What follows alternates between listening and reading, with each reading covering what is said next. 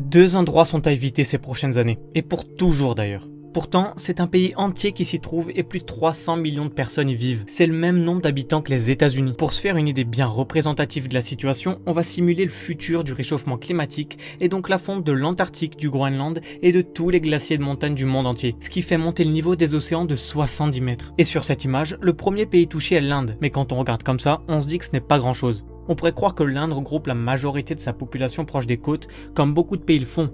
Mais ce n'est pas le cas et c'est ça qui cache une réalité terrifiante.